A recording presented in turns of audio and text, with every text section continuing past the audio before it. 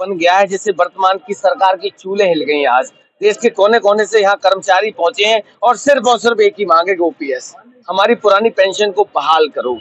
बात करने को और जानने का प्रयास करता हूँ, क्योंकि ये पूरी यूनिट महाराष्ट्र से यहाँ पहुंची है। कहाँ से आई हैं आप लोग? मैं मुंबई महाराष्ट्र से आया हूँ। हम पुरानी पेंशन के लिए संघर्ष के लिए आए हैं। हमारी एक ही मांग है कि हमको पुरानी पेंशन बहाल किया जाए, इसलिए हम ये मांग के लिए महाराष्ट्र से हम आए हैं। पिछले कई वर्षों से आंदोलन चल रहा है, धरना प्रदर्शन चल रहे हैं, लगातार मांग उठाई जा रही है। आज तक सरकार के कान पे कोई जू नहीं रहेगी। नहीं, वो जून रही पर वो नजरअंदाज कर रहे हैं, लेकिन अभी वो वक्त गया नजरअंदाज करने का, क्योंकि अभी जो भी दिल्ली में सत्ते पे है उनको हर स्टेट में अलग अलग झटके लगे हैं। अभी से केंद्र में झटका बाकी है, तो अभी इसके लिए हम एक संघर्ष के लिए आए हैं। क्या देंगे 24 में झटका? जरूर देना ही पड़ेगा, नहीं देंगे तो हम क्या करेंगे। अगर की तरफ जो भी पेंशन की बात करेगा वही राज करेगा। अभी जो राज कर रहा है ना, वही तो बहाल करेगा। नहीं, अभी जो पेंशन की बात करेगा, अब तक किसी ने पेंशन की बात की नहीं है। तो सारे कर रहे हैं। अरे कांग्रेस के शासित 3 स्टेटों में लागू भी होगी। बात करें, लागू भी कर रहे हैं ना। कांग्रेस सरकार अगर बात कर रही है तो कांग्रेस को वोट करेंगे। बीजेपी सरकार अगर पेंशन की बात करेंगे तो बीजेपी सरकार को बात करेंगे। लेकिन हमको अभी रिजल्ट होना, साढ़े नौ साल में मोदी जी आपकी बात नहीं सुने। आज आप लाखों की संख्या में यहाँ इकट्ठे हुए हैं, क्या उम्मीद है कि अब कुछ हो सकता है? पुरानी पेंशन की बात अभी की नहीं है। हम जब से गवर्नमेंट ने ये बंद किए है तब से हमारा विरोध प्रदर्शन चालू है। गवर्नमेंट जब तक नहीं सुनेगी, जब तक संख्या की बड़ी होगी। अभी आज दिल्ली में रामलीला मैदान में पूरे भारत से कर्मचारी आए हैं। वैसे तो देखा जाए तो भारत में 4-5 राज्य ऐसे हैं जहाँ पे पुरानी पेंशन लागू है। पश्चिम बंगाल ऐसा स्टेट है जहाँ उन्होंने पुरानी पेंशन बंद नहीं की, वहां पे पुरानी पेंशन पहले से लागू है। वो भी भारत में 5वें नंबर पे है इकोनॉमी में। जो गवर्नमेंट बताती है कि अगर हमने पुरानी पेंशन लागू। एक सवाल किया, अभी आपने एक बात कही कि हम इतनी संख्या में आए हैं कि सरकार को हमारी बात माननी पड़ेगी। आप शायद भूल गए, इसी दिल्ली में, इसी जंतर मंतर पे 700 से ज्यादा किसानों की जान चलेगी और सरकार की कान पे जू नहीं रहेंगी। आज तक एमएसपी नहीं बनाया। जी, वो बात के लिए हम समर्थन है। जो किसान ने अपने मांगों के लिए वो जान दी है, वो हम किसान के लड़के हैं। किसान कोई जो नौकरी करता है वो बड़ा अमीर लोग या बड़े लोगों का आदमी या बच्चा नौकरी नहीं करता है। छोटा किसान और मजदूर का लड़का ही नौकरी करता है। जो मरे हैं वो हमारे खानदान के लोग हैं। बाप की बात जब मानी नहीं गई तो बच्चों की बात क्या मानी जाएगी? उम्मीद है। ये देश दुनिया का सबसे बड़ा लोकतांत्रिक देश है।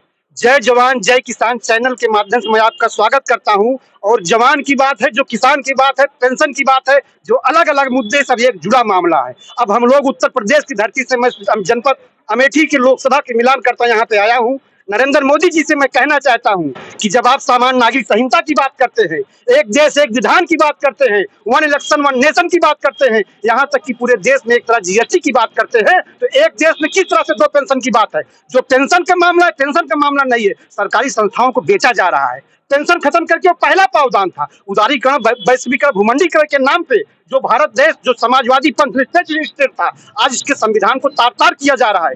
आर्टिकल 21 में जो जीवन का अधिकार है, पुरानी पेंशन का मामला वहां से जुड़ा अधिकार है। बहुत सारी तरीके की पेंशन, विधवा पेंशन, वृद्धा पेंशन, विधायक के लिए पेंशन, सांसद के लिए पेंशन। लेकिन जो लोक प्रशासन में जो आदमी 60 वर्ष तक काम करता है देश की योजनाओं के लिए, परियोजनाओं के लिए, कहाँ से?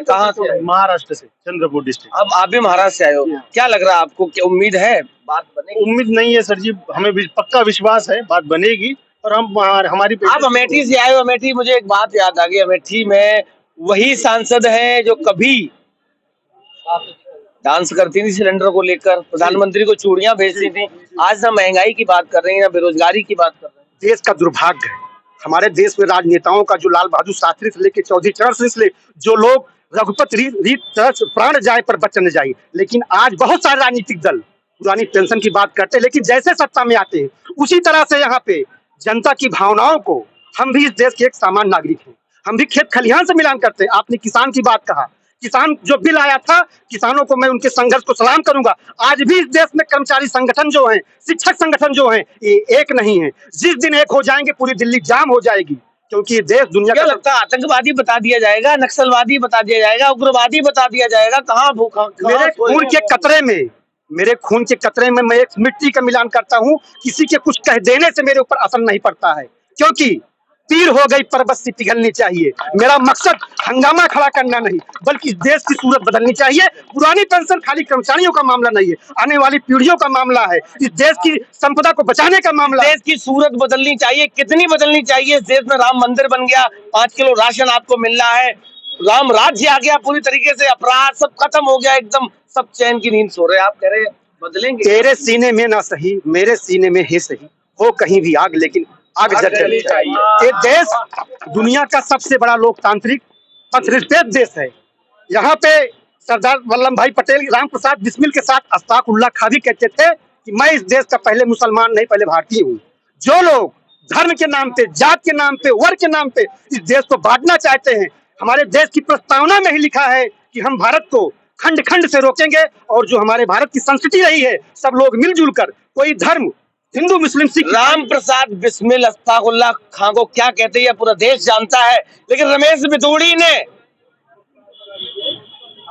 क्या कहा दानिश अली को वो कोई नहीं जानता। उस पे कौन? वो भारतीय संसद में वो एक काला दिन है। एक असेंबली का जो चुन के जनता के द्वारा कोई आता है, और दुनिया के सबसे बड़े लोकतांत्रिक देश में, इस देश की सबसे बड़ी पंचायत में एक पार्लियामेंट मेंबर एक पार्लियामेंट को इस तरह कहता है, वो देश के लिए, लोकतांत्रिक व्यवस्था के लिए एक काला दिन है। मैं व्यक्तिगत रूप से मैं उस घटना का कड़ी निंदा करता हूं, और उसके खिलाफ अगर दुनिया का सबसे बड़ा लोकतांत्रिक देश है तो लोकसभा स्पीकर से मुझे आशा है उसके ऊपर कठोर कार्रवाई होगी और ये संदेश जाएगा। आपके पिताजी को, आपके बाप को इसी जंतर मंतर पर नक्सलवादी, आतंकवादी, उग्रवादी, खालिस्तानी तक कह दिया गया था। आज उनके बेटे अपने हक अधिकारों की बात कर रहे हैं। क्या लग रहा है आपको सुनी जाएगी? अंग्रेजों के काल में भी जो देशभक्त थे उनको भी आतंकवादी कहा जाता था। जो हक के लिए, जो अपनी स्वतंत्रता के लिए लड़े थे, क्या वो आतंकवादी थे? मैं गवर्नमेंट से पूछना चाहता हूँ, क्या अपने हक के लिए लड़ना आतंकवाद है, या अपनी पीढ़ी के लिए लड़ना क्या आतंकवाद है? क्या हम बुढ़ापे में ऐसे ही 30 साल अपन नौकरी में देते हैं, गवर्नमेंट की जनता की सेवा करते हैं, और बुढ़ापे में गवर्नमेंट छोड़ रही है?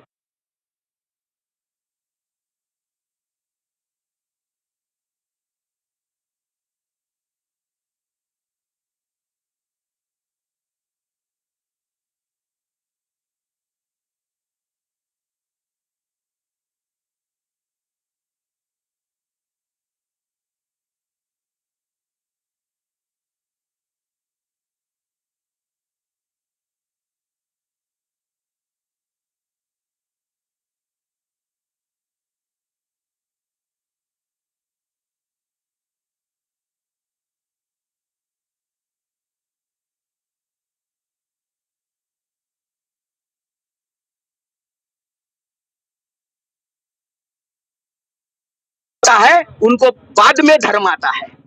जिनका पेट खाली होता है पहले वो पेट की सोचता है, ना कि धर्म की। जब पेट भरा हो तभी धर्म के ठेकेदारों को धर्म याद आता है। अगर पेट खाली हो तो मैं शाम को क्या खाऊं, मेरे बीवी बच्चों को क्या दूं, ये पहले सोचना पड़ता है। गवर्नमेंट को क्या है, धर्म धर्म में बांटो, राजनीति करो और तोड़ो तोड़ो और राज करो। लोगों को मालूम है, लोगों को क्या मोदी जी से क्या कहना है? मोदी जी से कहना है, अगर आपको 24 का इलेक्शन याद रखना है, 24 की गद्दी याद रखनी है, वो छोड़ो, पहले हमको पुरानी पेंशन दो। हमारा हक है पुरानी पेंशन, आपको देना है पुरानी पेंशन। महाराष्ट्र से, उत्तराखंड से, हरियाणा से, देश के कोने कोने से यहाँ पहुंचे हैं कर्मचारी, और सिर्फ एक ही मांग है ओपीएस, हमारी पुरानी पेंशन को बहाल करो। देखते हैं, आज तक तो सरकार ने कोई कानून, किसी तरीके किसानों की बात करें, जवानों की बात करें, अब इस समय कर्मचारी पहुंचे। 9.5 साल से केंद्र में सरकार, आज तक नहीं सुनी गई है। उम्मीद है चुनावी वर्ष हो सकता है घोषणाएं हो जाए, हो सकता है इन लोगों की मांगों को मान लिया जाए। लगातार हमारे साथ बने रहिए।